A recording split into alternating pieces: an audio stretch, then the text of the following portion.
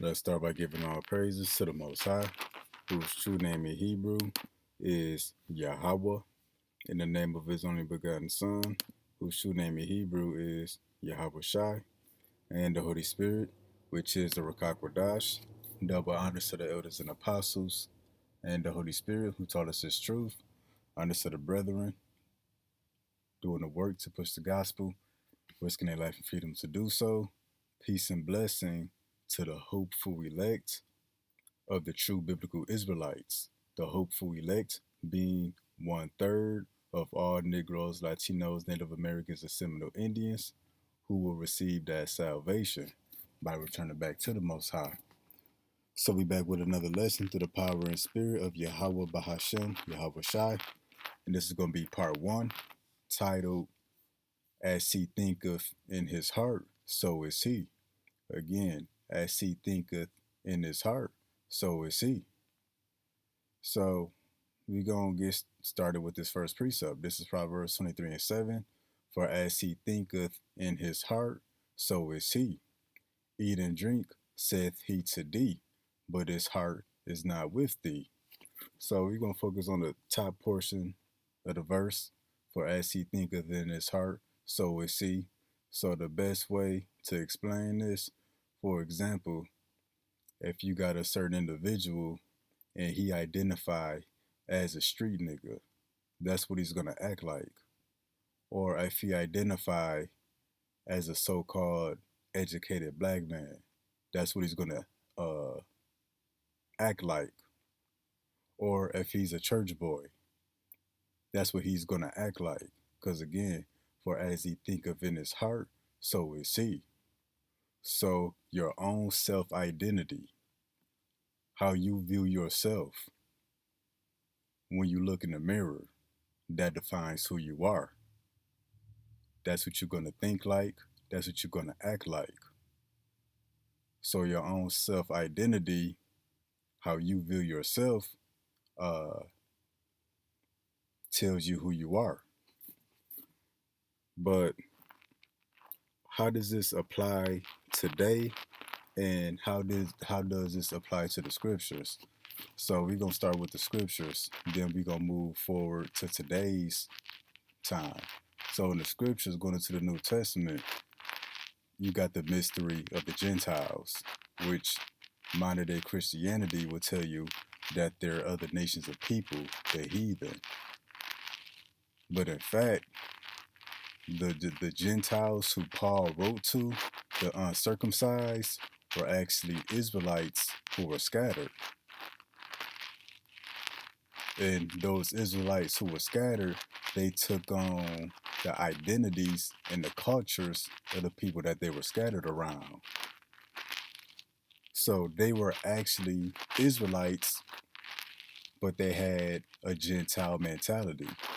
So the Lord viewed them as Gentiles. They had heathenish ways, so the Lord looked at them and considered them heathen. All because they discontinued from their heritage, discontinued from their identity. And Paul was sent to those Israelites with a Gentile mentality to bring them back to their culture, to bring them back to being an Israelite. How does this apply today? Well, we were scattered all over the earth. And the places we were scattered to, we took on the culture and the identities of the people around us. That's why we identify as African American. Or in Europe, we may be African European. Or in China, you might be an African Chinese. So again, for as he thinketh in his heart, so is he. Your heart will be your mind.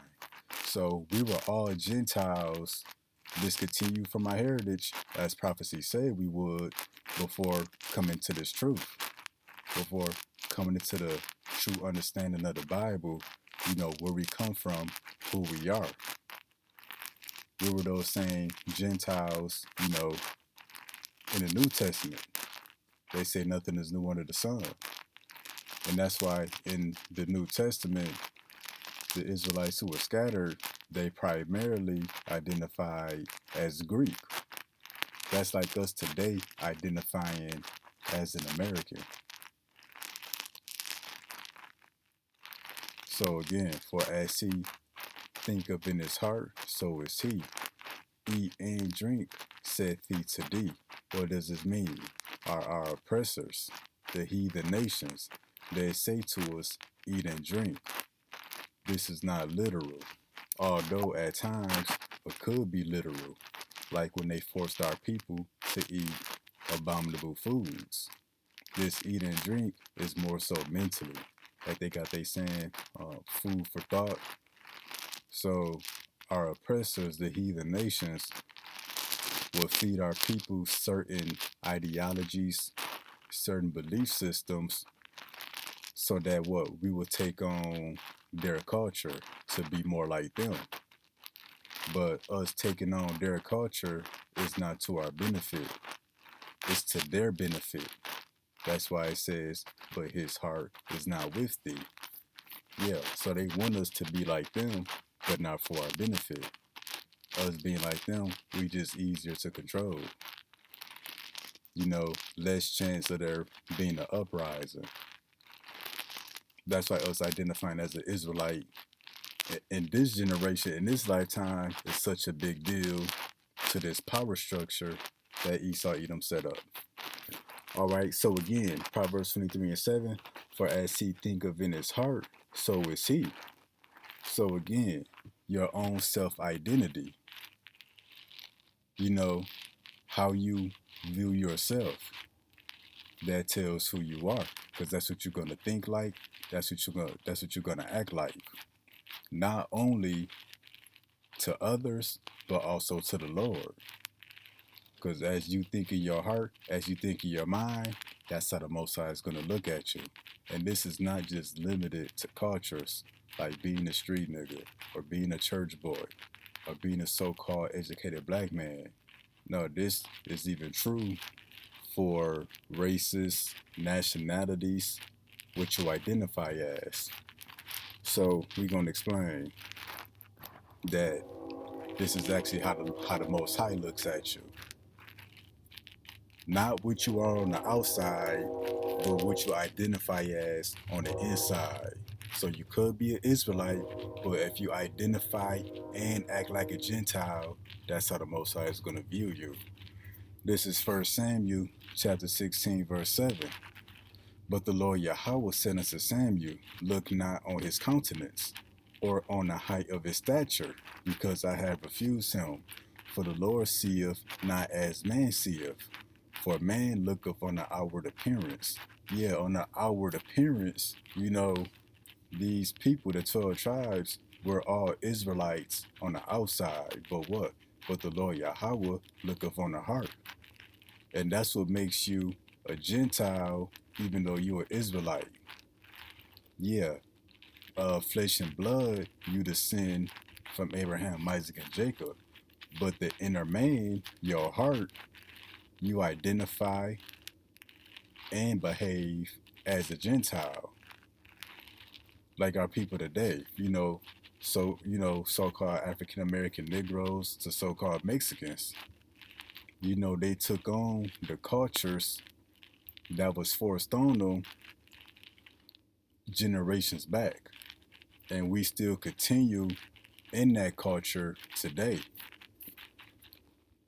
But yeah, again, for as he thinketh in his heart, so is he. From whose viewpoint? This is from the Lord's viewpoint. Because what he say? Man seeth not, for man looketh on the outward appearance, but the Lord looketh on the heart.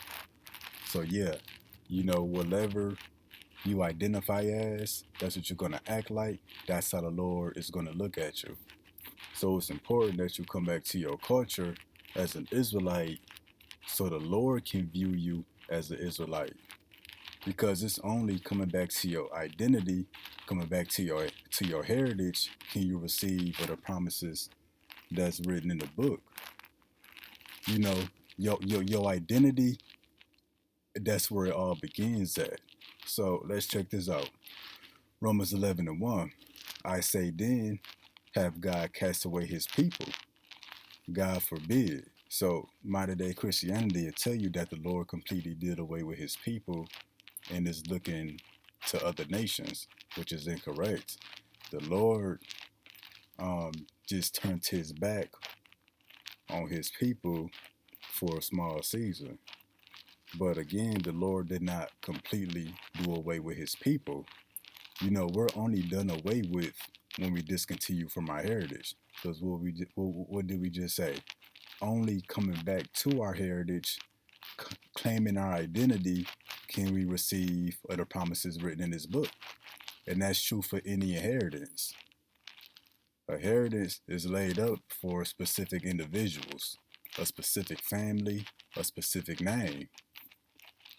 Well, to get the promises promised to the Israelites, you got to reclaim your identity. This is Paul speaking. For I am also an Israelite of the seed of Abraham of the tribe of Benjamin. And that's why some brothers, when they open up, they may say, I am a Hebrew Israelite. That's openly claiming your identity.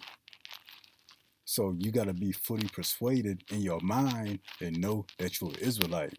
Yeah, on a job application or when you renew your driver's license, you're going to put, so-called Mexican, so-called Black, African American. We use this word but not abuse it. We just playing the system, but we know deep down inside who we are. And see,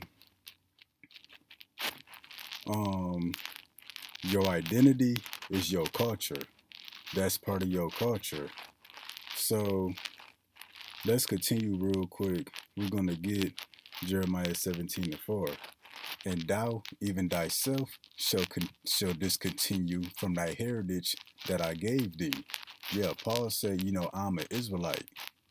Peter, the disciples, Yahushua, all those in Judea and Jerusalem, they knew that they were Israelites. But it's the Israelites who were scattered, living amongst the Gentiles who didn't know they were Israelites. They identified as Greek.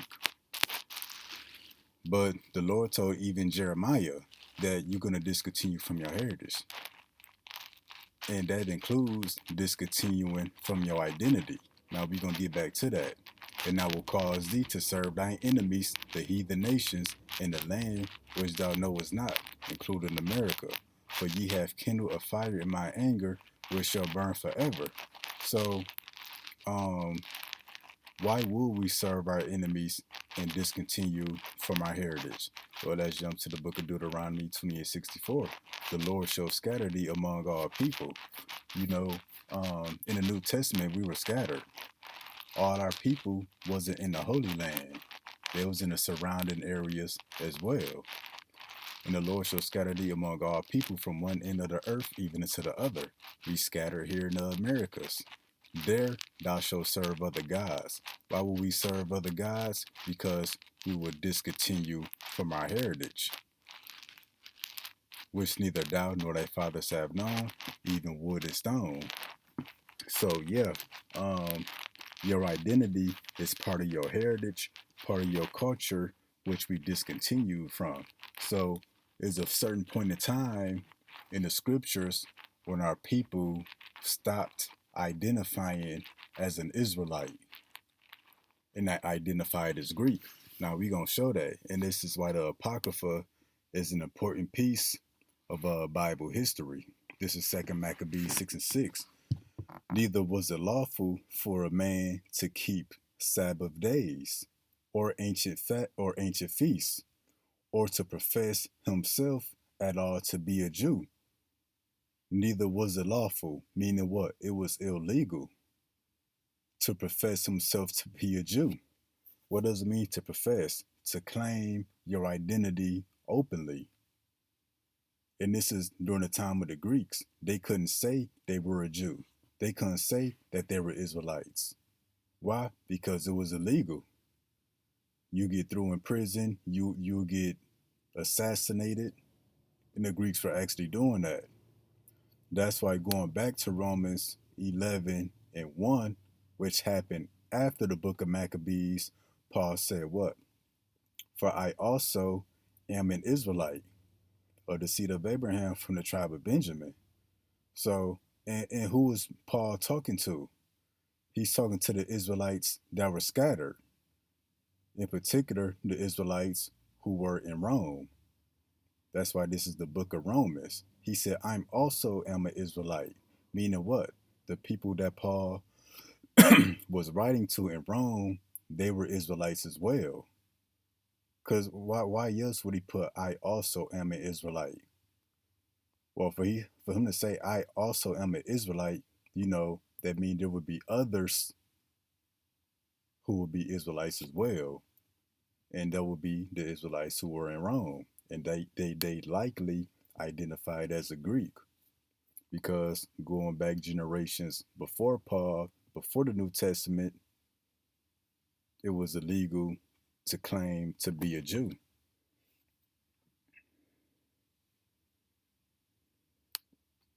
And then it's even so-called illegal today. They say it's anti-Semitic. You know, that's like them saying, it's unlawful for us to profess to be a Jew. So, like we say, when the Lord said we would discontinue from our heritage, well, we would discontinue from our identity because our identity is a part of our heritage. Then, with that, we got foods that we can eat, we got holy days, we got laws to govern our people, we have lawful behavior, how we're supposed to dress, conduct ourselves, carry ourselves. So, our identity is part of our heritage, but also your heritage is your identity. Because again, and thou even thyself shall discontinue from thy heritage. So what? Israel would discontinue from the heritage that the Lord gave them. But they will continue in the heritage of the heathen.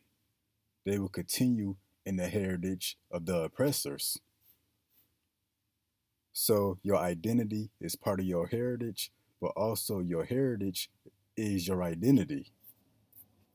That's why the culture of black culture.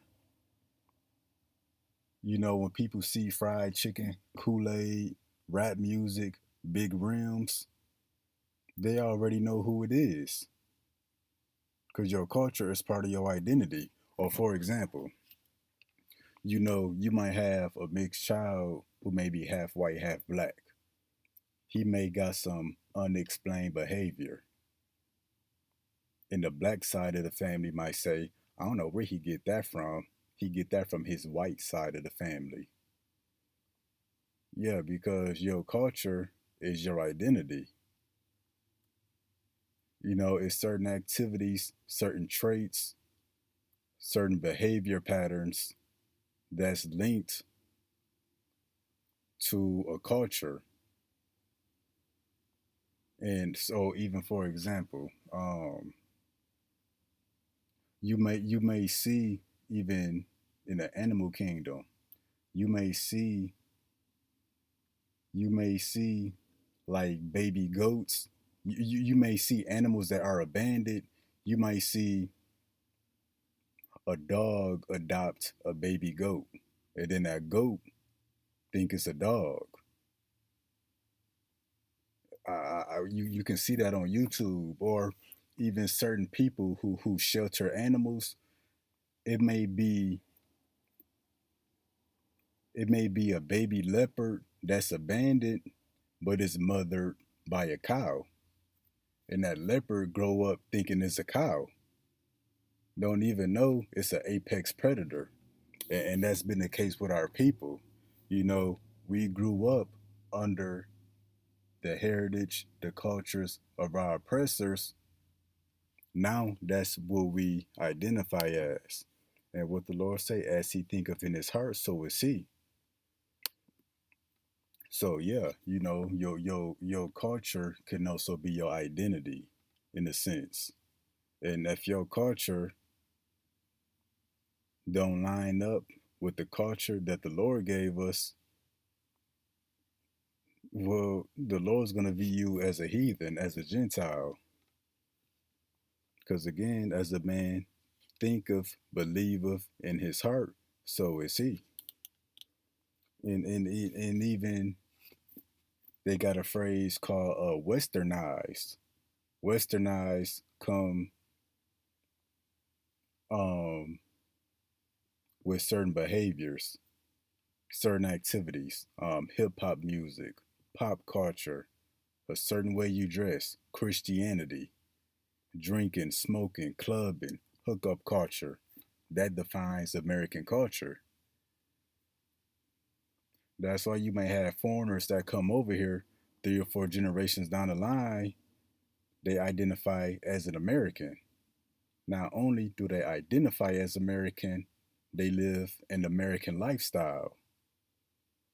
And then what? They go back home and get rejected by their family, by their ancestors who kept the traditions of their forefathers.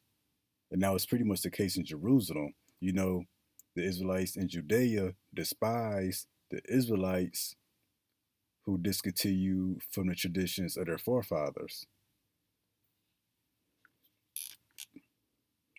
So we're going to continue real quick. Now we're going to jump to the book of Hosea, chapter 4, verse 6. My people are destroyed for a lack of knowledge. Because thou hast rejected knowledge, I will also reject thee, that thou shalt be no priest to me. Seeing thou hast forgotten the law of thy God, I will also forget thy children.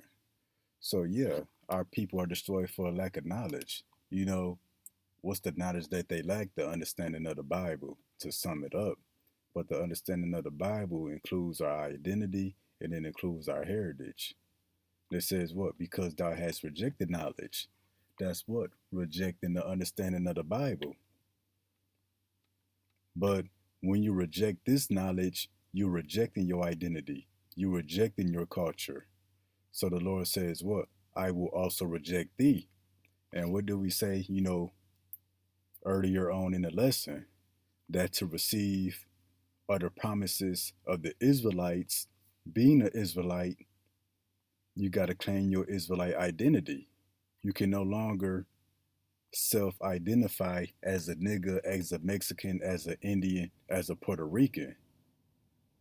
Yeah, you do that on paper to make use of this system. But what did Proverbs 23:7 say? As he think of in his heart. We know damn well we not Cubans and Negroes and Brazilians. We know in our heart that ain't true. But we just do it to make use of this system. Seeing thou hast forgotten the law. It ain't just the law. You forgot your identity. You forgot who you are. You forgot your heritage that the Lord gave you. So the Lord what? He said he will forget thy children. And your children will be you in the future generation. Those who rejected their identity, rejected their heritage back then, the Lord has rejected them today because these same spirits are back in the earth to receive that rejection that's going to come in some form of judgment.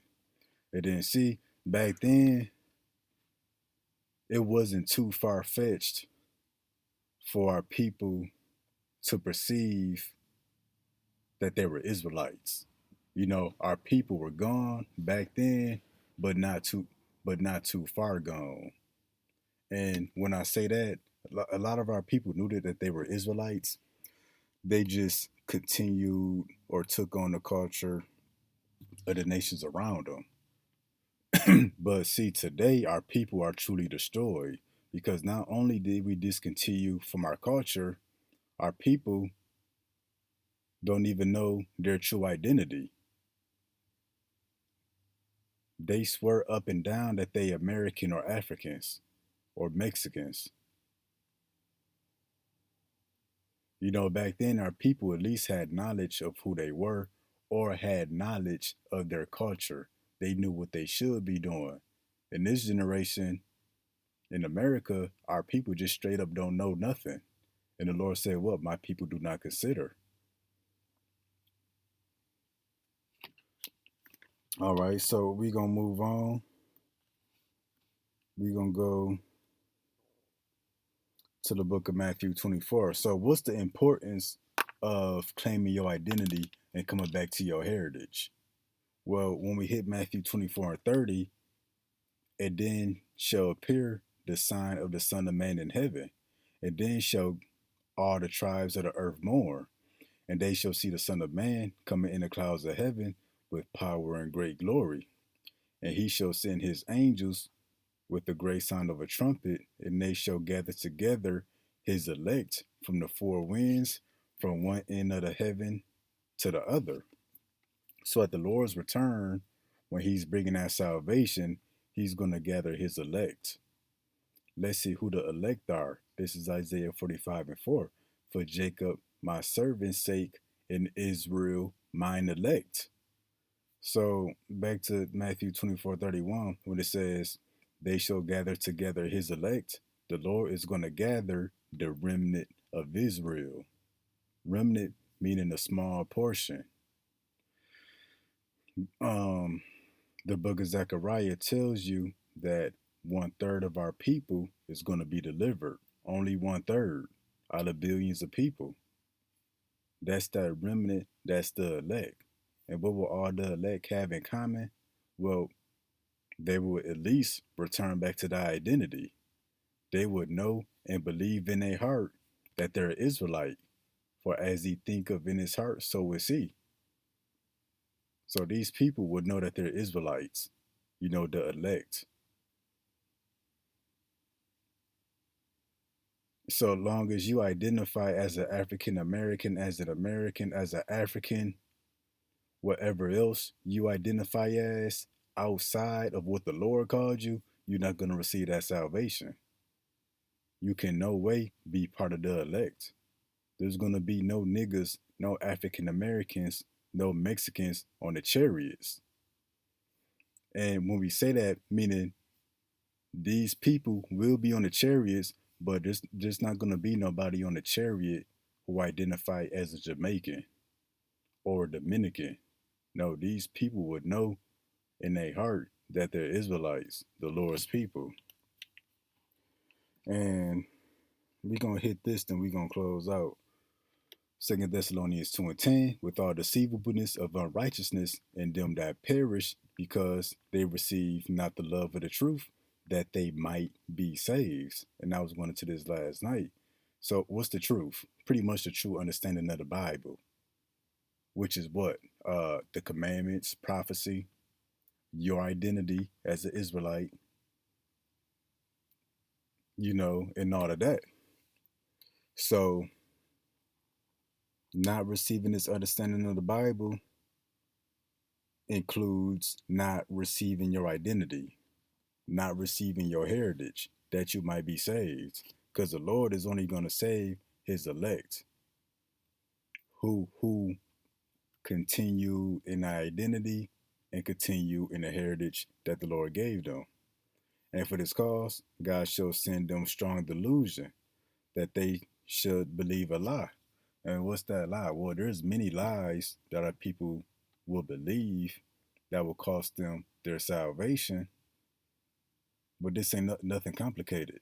It would be the lie of believing you are African American, the lie of believing you are Mexican or a Seminole Indian. No, the Lord called us Reuben, Levi, Judah, etc. Or that's even continuing the American lifestyle, nigger culture. That's a lie. And I'm gonna do a lesson in the future, Lord willing. But it says the Lord shall send them strong delusion that they should believe a lie, that they all might be damned who believe not in the truth, but have pleasure in unrighteousness. So a majority of our people, they're gonna be destroyed simply for what they believe in. They're gonna believe in a lie. But guess what? You can also live a lie too. What's you live in a lie? You live in the cultures and the heritage of the people around you. You live in the American lifestyle, westernized, or wherever else you live in the earth. No, if you don't continue in your heritage and the identity as an Israelite, you believe and live in a lie. and you're gonna be damned because the people who believe a lie, who live in a lie, living after the ways of the heathen nations, they're not gonna be gathered with the elect at the Lord's return. These people gonna be left here to burn. So again, for as he thinketh in his heart, so is he. So yeah, what you identify as, this is inwardly, is gonna show outwardly by your lifestyle. But what you identify as and the lifestyle that you live, if it don't match up with the heritage that the Lord gave you in the scriptures, you out of here. That's the importance of returning back to your heritage. That's why you read the book, seek the Lord. Yeah, you learning about the Lord, but you also learning about yourself. And realize that the Lord got certain standards and requirements for his people. Certain standards and requirements to be gathered at his return, that you don't be destroyed. So again, as a man think of in his heart, so is he. And whatever you think and believe in your heart is going to show outwardly. That's your lifestyle, your heritage, the life that you live. You can be a good citizen, help people, give to the poor, donate money, cook for the homeless, a law abiding citizen. But if you believe in your heart, you're just an American or African American, you're not fit for salvation. You perfectly made to be destroyed. So again, even going back to the book of First Samuel, chapter 16, verse 17. For man looketh on the outward appearance. So the Lord don't care about your good deeds that you do for the world. But the Lord looketh on the heart. Yeah, your good deeds that you do in the world, you a friend of the world. That's enmity with the Most High. But if your heart is truly with the Lord, you're going to do what's pleasing to Him. So that's it for this lesson here. Lord willing, it was edifying. Till next time, Shalom.